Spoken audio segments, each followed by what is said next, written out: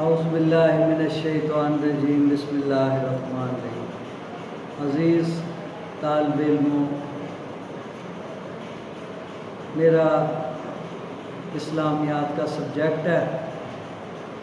اور میں آج آیات کے حصے میں سے آپ کو آیات ان کا لفظی ترجمہ اور بامحاورہ ترجمہ اور ان کا مفہوم سمجھانے کی کوشش کروں گا۔ آپ اپنی کتابیں کھول کر اپنے سامنے رکھیں اور سورۃ الاحزاب آیت نمبر 44 سے 52 تک یہ میں نے آپ کو کروانا ہے۔ سورۃ الاحزاب آیت نمبر 44 سے 52 تک۔ پہلے میں آپ کو لفظی ترجمہ بتا رہا ہوں، اس کو توجہ سے سنیں اور اس کو اچھی طرح سے یاد کرنے کی کوشش کرنی ہے، کیونکہ الفاظ کے معنی بھی آتے ہیں، اس میں سے MCQs بھی بنتے ہیں اور آیات کا ترجمہ بھی آتا ہے۔ 3 آیتیں آتی ہیں، 2 کا ترجمہ لکھنا ہوتا ہے اور اس کے علاوہ آیتوں کا مفہوم بھی 2 نمبر کا ایک سوال آ جاتا ہے مختصر سوالات میں، تو اس لیے سارے کو توجہ سے کریں۔ پہلے میں نے آیات کا لفظی ترجمہ آپ کو بتا رہا ہوں۔ آیت 44 سے شروع کر رہا ہوں۔ یا ایھا النبی، اے پیغمبر صلی اللہ علیہ وسلم، انا بے شک ارسلنا کا ہم نے بھیجا، شاہدن گواہی دینے والا، و مبشرن اور خوشخبری سنانے والا، و نذیرن اور ڈرانے والا، و داعین اور دعوت دینے والا، اللہ اللہ کی طرف، باللہ باذنہ اور اس کے حکم سے، و سراجن اور چراغ، منیرہ روشن، واو اور بشر المومنین مومنوں کو خوشخبری دو، بأن لہم کہ ان کے لیے ہے، من اللہ اللہ کی طرف سے، فضلاً فضل، کبیراً بڑا، ولا اور نہ، توطئ الکافرین کافروں کا کہا نہ مانا، والمنافقین اور منافقوں، رضا اور نظر نہ کرنا، عدوہم اذاہم ان کا تکلیف دینا، وتوکل و بھروسہ کرنا، اللہ پر، وکافہ اور کافی ہے، باللہ اللہ وکیلا کارساز، یا ایھا الذین اے لوگو جو آمن و ایمان لائے، اذا جب نکاح تم نکاح کرو مومنات مومن عورتوں سے، ثم پھر طلقتموہن طلاق دے دو تم ان کو، من سے قبل اس سے پہلے، انا کے مس اس سے مسوہن تم ان کو ہاتھ لگاؤ، فما پس نہیں، لکم تمہارے لیے، علیہن ان پر، من عدت کوئی عدت، تعتدو ہاں تم پوری کراؤ ان سے، فمتعوہن پس فائدہ دو ان کو، وسرحوہن اور رخصت کرو ان کو، سراحاً رخصت کرنا، جمیلاً اچھی طرح، یا ایھا النبی اے پیغمبر صلی اللہ علیہ وسلم، انا بے شک احللنا ہم نے حلال کی، لکا تیرے لیے، ازواج کا تیری بیویاں، اللتی وہ جن کو، انبت تو نے دے دی، اجورہن ان کے مہر، وما اور جن کا، ملکت مالک ہوا، یمینے کا تمہاری لونڈیاں، مما اس میں سے جو، افلا دلوائی ہے اللہ نے، علیکا تجھ پر، و بناتا اور بیٹیاں، اماں کا تیرے چچا کی، و بناتی اماتی کا، اور تیری پھوپھیوں کی، و بناتی خالے کا، اور تیری ماموں کی بیٹی، و بناتی خالات کلتی، تیری خالاؤں کی جنہوں نے ہاجرنا ہجرت کی ماں کا تیرے ساتھ، وامراتن اور کوئی عورت، مومناتن مومن عورت، انا اگر وہبت بخش دے نفسها اپنے آپ کو، للنبی نبی کریم صلی اللہ علیہ وسلم کے لیے، انا اگر اراد النبی اور نبی بھی چاہے، یس تک نہا کہ نکاح کرے اس سے،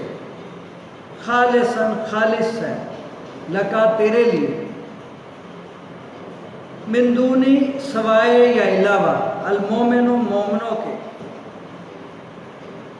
قد بے شک، علمنا ہمیں علم ہے، ما فرضنا ہم نے جو مقرر کیا، علیہم ان پر، فی ازواجہم ان کی بیویوں پر، وما اور جو ملکت مالک ہوئے، ایمانہم ان کے دائیں ہاتھ، لکیلا تاکہ نہ یکونو رہے، علیکا تجھ پر، حرج تنگی یا پریشانی،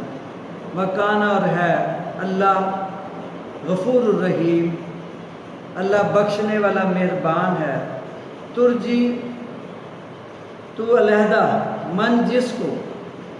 اشاؤ تو چاہے، منہنہ ان میں سے، وَيَتَوَّا اور تو رکھے، علیہ کا اپنے پاس،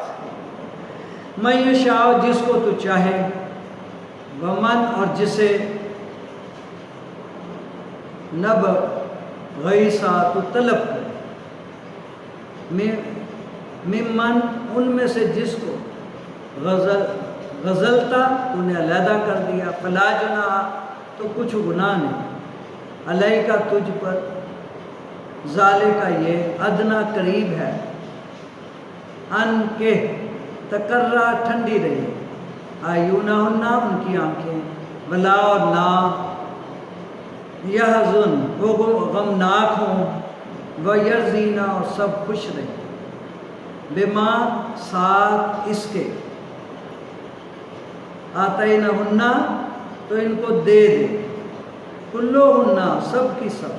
واللہ یعلم اور اللہ جانتا ہے، معافی جو کچھ اس میں ہے، قلوبہم تمہارے دلوں میں، وکان اللہ اور اللہ ہے، علیماً جاننے والا، حلیماً بردبار، لا یحل نہیں جائز، لکن نساء تیرے لیے عورتیں، من بعد ان کے سوا، ولا اور نہ، انا کے تبدلا تو بدل لے، بہنہ ان کے ساتھ، من ازواج اور بیویاں، ولو اور اگرچہ، عجبہ کا اچھا لگے تجھ کو، حسنہن ان کا حسن، الا مگر ما ملکت جن کا مالک ہوا، یمینے کا تیرا دائیں ہاتھ، لونڈیاں، وکان اللہ اور اللہ ہے، علی من پر، کل شیء ہر چیز، رقیبہ نگہبان۔ اب یہ لفظی ترجمہ تھا، اب اس کا با محاورہ ترجمہ اور مفہوم چھوٹا ہی ہوتا ہے، تشریح تو آتی نہیں ہے۔ یا ایھا الذین آمنوا اذکروا اللہ ذکرا کثیرا، اے اہل ایمان خدا کا بہت ذکر کیا کرو، صبح شام تحلیل کرنے سے مراد تسبیح کرتے رہنا، تسبیح کے معنی اللہ کی پاکی بیان، اس آیت میں ایمان والوں کو بتایا، ارشاد فرمایا وہ لوگ جو ایمان لائے، یاد کرتے رہا کرو تم اللہ کو بہت کثرت سے۔ اگلی آیت ہے آیت نمبر 42،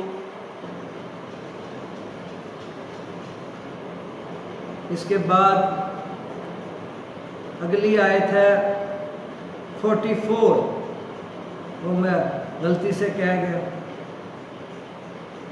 تحیتہم یوم یلقونہا سلام وعد لہم اجرا کریما. جس روز اس سے ملیں گے ان کا تحفہ خدا کی طرف سے سلام ہوگا، اس نے ان کے لیے بڑا ثواب تیار کر رکھا. اس آیت کریمہ میں اہل ایمان پر اللہ تعالیٰ کے انعامات کا ذکر کیا جا رہا ہے کہ یہ اسی صلاۃ کی توضیح اور تفسیر ہے جو اللہ کی طرف سے مومن بندوں پر ہوتی ہے. یعنی جس روز یہ لوگ اللہ سے ملیں گے تو ان کو اللہ کی طرف سے اعزازی سلام بھیجا جائے،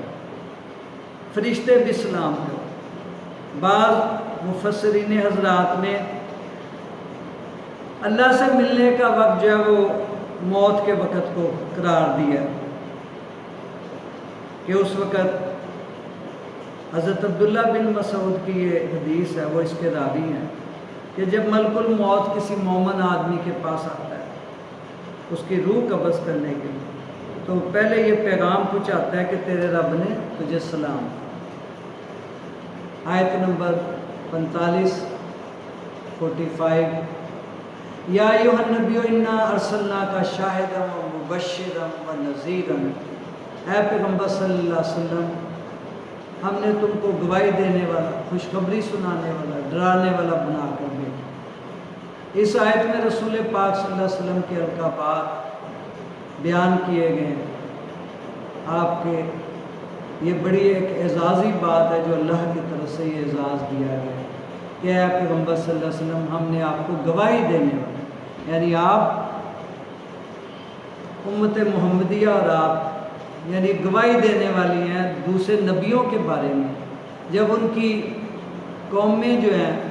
اس بات کا انکار کر بیٹھیں گی کہ ہمیں ان نبیوں نے کوئی پیغام نہیں دی، تو اس وقت حضور صلی اللہ علیہ وسلم اور آپ کی امت جو ہے وہ گواہی دیں گے. پھر اس سے یہ قومیں کہیں گی تم تو تھے بھی نہیں، تو وہ کہیں گے کہ ٹھیک ہے ہم بعد میں آئے، لیکن جو ہم پہ قرآن نازل ہوا،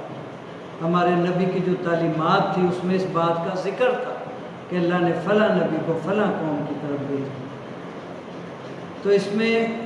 3 القابات آپ صلی اللہ علیہ وسلم کے بیان فرمائے ہیں.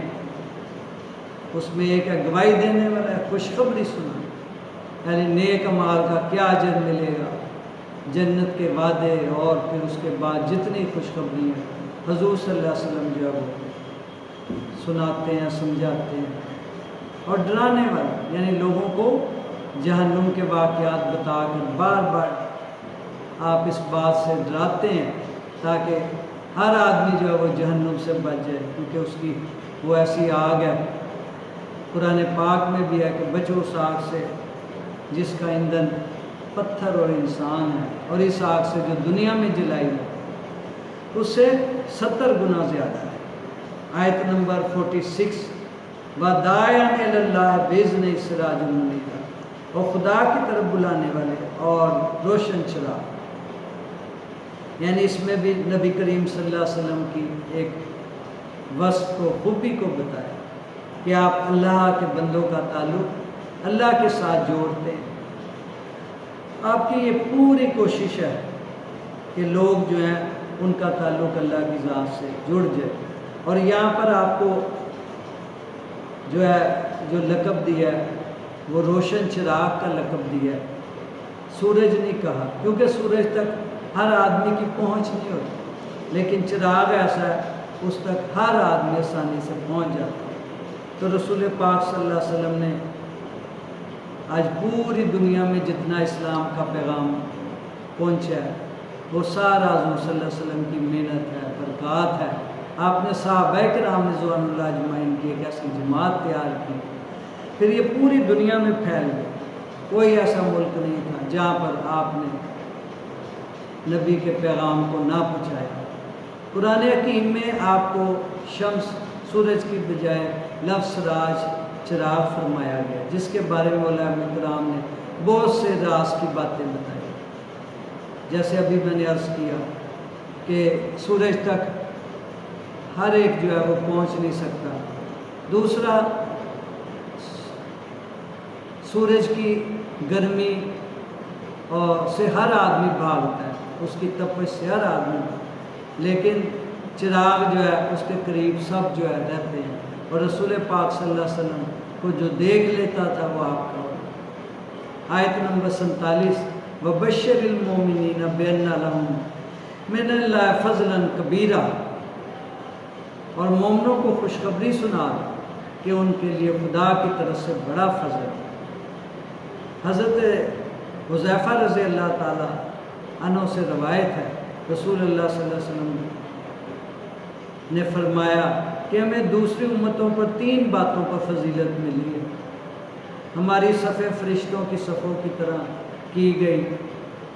ہمارے لیے ساری زمین نماز کی جگہ بنا دی، اور زمین کی خاک ہمیں پاک کرنے والی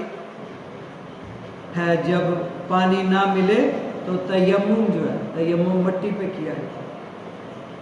اور اس میں خوشخبری سنائی گئی ایمان والوں کہ یہ اللہ کی طرف سے امت محمدیہ پر ایک بہت بڑا فضل ہے۔ آیت نمبر 48، وَلَا تُطِعِ الْكَافِرِينَ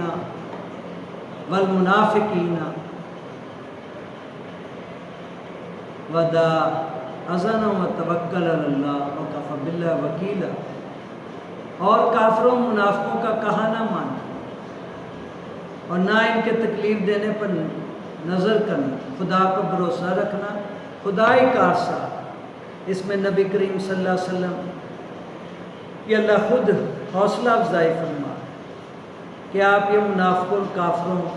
کی پرواہ نہ کرنا، آپ اپنے مشن کو جو ہم نے آپ کو دیا، پیغام دیا، اس کو خلوص کے ساتھ، محبت کے ساتھ پہنچاتے رہے، اور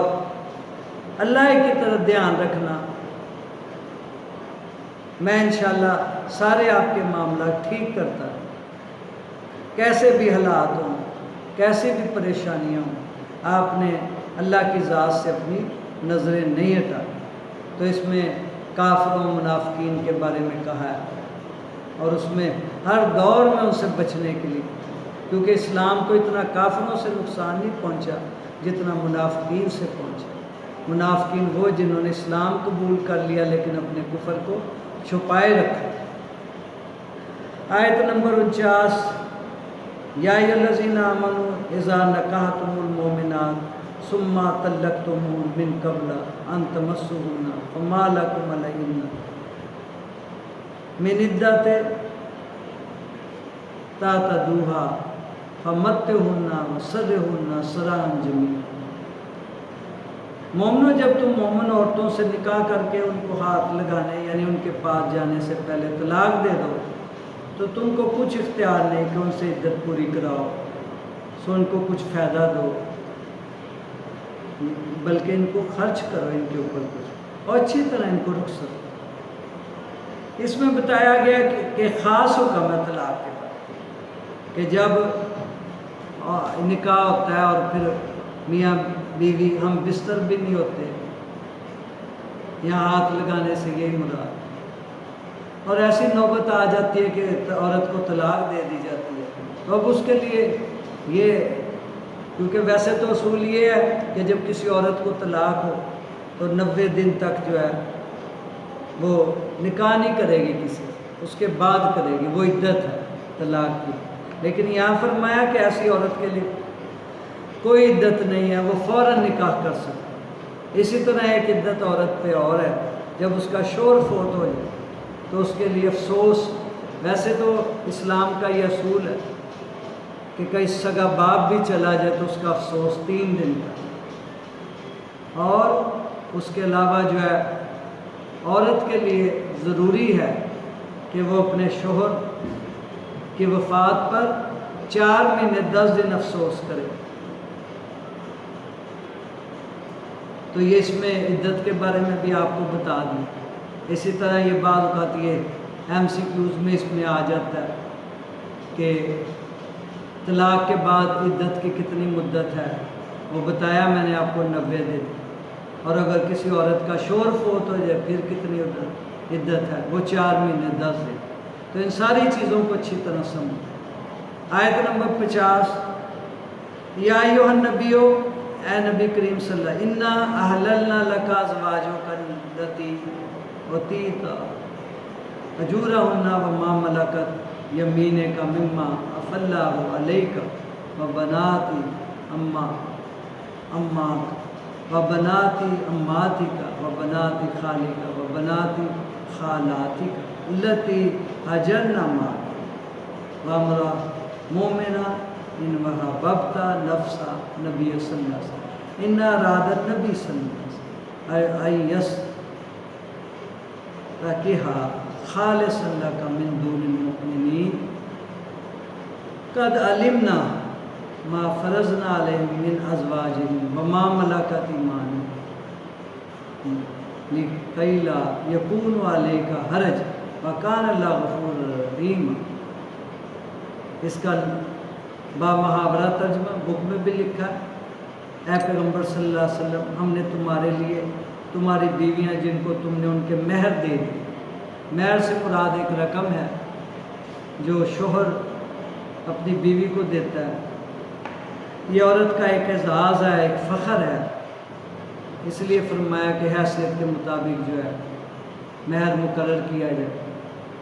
حیثیت یہ نہیں ہے کہ آتش بازی پر اور ناچ گانے پر لاکھوں کروڑوں لگا لیں اور جب مہر کی باری آئے تو اس میں حیثیت کو دیکھا جائے۔ تو اس کو جو ہے خاص طور سے ہم خیال کریں، اور اس میں یہ جو حکم بتایا جا رہا ہے یہ رسول پاک صلی اللہ علیہ وسلم کے لیے خاص حکم ہے۔ تمہارے چچا کی بیٹیاں، تمہاری پھوپھیوں کی بیٹیاں، تمہارے ماموں کی بیٹیاں، تمہارے خالاؤں کی بیٹیاں جو تمہارے ساتھ وطن چھوڑ کر آئیں، سب لا، اور کوئی مومن اور اپنے تئیں یعنی اپنے آپ خود چاہتے ہوئے پیغمبر صلی اللہ علیہ وسلم کو وقت دے، یعنی مہر لینے کے بغیر نکاح میں آنا چاہے، لیکن رسول پاک صلی اللہ علیہ وسلم بھی نکاح کرنا چاہیں تو وہ حلال ہے، لیکن یہ اجازت محمد صلی اللہ علیہ وسلم صرف آپ کے لیے خاص ہے، تم ہی کو، سب مسلمانوں کو نہیں۔ ہم نے ان کی بیویوں لونڈیوں کے بارے میں جو مہر واجب الادا مقرر کر دیا ہے ہم کو معلوم ہے، یہ اس لیے کیا گیا کہ تم پر کسی طرح کی تنگی نہ ہو، خدا بخشنے والا مہربان۔ تو اس میں ایک خاص حکم جو ہے وہ صرف نبی کریم صلی اللہ علیہ وسلم کے لیے بیان ہوا ہے۔ عام آدمی کے لیے 4 بیویاں اور ایک مخصوص رشتوں کے ساتھ وہ نکاح کر سکتے، لیکن رسول پاک صلی اللہ علیہ وسلم کے لیے یہ اس میں ایک ضابطہ اور پروگرام ہے کہ آپ کے لیے کوئی قید نہیں۔ تو یہ جو سارے واقعات ہیں یہ سیدنا زینب بنت جہش جن سے آپ نے اللہ کے حکم سے نکاح کیا، جن کا نکاح 7 آسمانوں پر ہوا، آپ کی 5ویں بیوی تھی۔ عام مومنوں کے لیے 4 بیویاں، حضرت سیدہ عائشہ رضی اللہ تعالیٰ عنہ، ابی بکر، سیدہ، اسی طرح جو ہے اور بھی ازواج ہیں۔ تو کافروں کی طرف سے یقیناً یہ اعتراض تھا، اس آیت میں اللہ نے یہ وضاحت فرما دی کہ عام مومنوں کے لیے 4 بیوی ہیں، لیکن رسول پاک صلی اللہ علیہ وسلم کے لیے یہ قانون ہے۔ اور اگلی آیت ہے آیت نمبر 51، ترجی من تشاء منہن وتؤتی الیک من تشاء وما نبتغیت ممن عزلت فلا جناح علیک ذلک ادنی ان تقر اعینہن ولا یرضین بما آتیتہن کلہن واللہ یعلم ما فی قلوبہم وکان اللہ علیما حلیما۔ اور تم کو بھی یہ اختیار ہے کہ جس بیوی کو چاہو علیحدہ رکھو، جسے چاہو اپنے پاس رکھو، یہ نبی کریم صلی اللہ علیہ وسلم سے کہا ہے۔ جس کو تم نے علیحدہ کر دیا اور اگر اس کو اپنے پاس طلب کرنا چاہو تو کچھ گناہ نہیں، اجازت اس لیے کہ اس کی آنکھیں ٹھنڈی رہیں اور وہ غمناک نہ ہو، اور جو کچھ تم ان کو دو اسے لے کر سب وہ خوش رہیں، اور جو کچھ تمہارے دلوں میں خدا چاہتا ہے خدا جاننے والا ہے اور بردبار ہے۔ تو اس میں جو ہے آپ صلی اللہ علیہ وسلم کے لیے بھی خاص حکم جو ہے، حضور صلی اللہ علیہ وسلم کی چونکہ ایک سے زیادہ بیویاں تھیں، اس لیے اسلامی عدل کے تحت آپ نے اپنی بیویوں کے ہاں ٹھہرنے کی باری مقرر کر رکھی تھی۔ ان آیات میں اللہ تعالیٰ کی طرف سے آپ کو ایک اور رعایت مل گئی نبی کریم صلی اللہ علیہ وسلم کی، کہ آپ پر سے اپنی بیویوں کے پاس باری باری رہنے کی پابندی اٹھا لی۔ بالفاظ دیگر آپ کی بیویوں کا آپ پر یہ حق ساخت ہو گیا، یعنی وہ حق ختم ہو گیا کہ فلاں رات آپ باری کے حساب سے فلاں بیوی کے پاس رہیں گے، اور اس سکوت حق سے، اس حق کے محروم ہو جانے سے اللہ تعالیٰ کا مقصد نبی کریم صلی اللہ علیہ وسلم اور اس کی بیویاں دونوں پر سے تنگی کا دور ہونا تو واضح ہے، اور بیویوں سے خفگی کا دور ہونا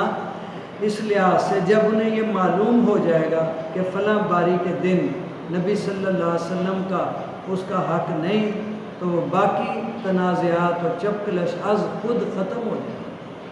کیونکہ جب حق ہی نہ رہا تو تنازعات اور جھگڑے کیسے۔ لیکن آپ نے اللہ تعالیٰ سے دی گئی اس رعایت سے کچھ فائدہ نہیں اٹھایا، اور آپ صلی اللہ علیہ وسلم اپنی بیویوں کی باری کو ملحوظ خاطر رکھا۔ تو اس آیت میں یہ بتایا گیا، آیت نمبر 52، لا یحل لک النساء من بعد ولا ان تبدل بہن من ازواج ولو وجبک حسنہن الا ما ملکت یمینک وکان اللہ علی کل شیء رقیبا۔ اے پیغمبر صلی اللہ علیہ وسلم، ان کے سوا اور عورتیں جو تم کو جائز نہیں، اور نہ یہ کہ ان بیویوں کو چھوڑ کر اور بیویوں کرو، خواہ ان کا حسن تم کو کیسا ہی اچھا لگے، وہ تمہارے ہاتھ کا میل ہے، یعنی لونڈیوں کے بارے میں تم کو اختیار ہے، اور خدا ہر چیز پر نگاہ ہے۔ بعض علماء اس آیت کے دو مطلب بیان کرتے ہیں، ایک یہ کہ آپ صلی اللہ علیہ وسلم کو جن 4 قسم کی بیویوں سے نکاح کر لینے کی اجازت دی جا چکی ہے، ان کے علاوہ دوسری عورتیں آپ پر حلال نہیں، بس یہی کافی۔ اور دوسرا مطلب یہ کہ آپ کی بیویاں اس بات پر آمادہ ہو گئی کہ جو آپ کی طرف سے روکھا سکھا ملے اس پر وہ صابر و شاکر رہیں، اور باری کا مطالبہ کر کے بھی آپ کو پریشان نہ کریں، نہ اسے وجہ نزاع یعنی جھگڑا بنائیں۔ تو اب آپ صلی اللہ علیہ وسلم کے لیے یہ جائز نہیں کہ ان صابر و شاکر بیویوں سے کسی کو طلاق دے دیں اور اس کی جگہ کوئی اور لے، خواہ وہ خوبصورت ہی کیوں نہ ہو۔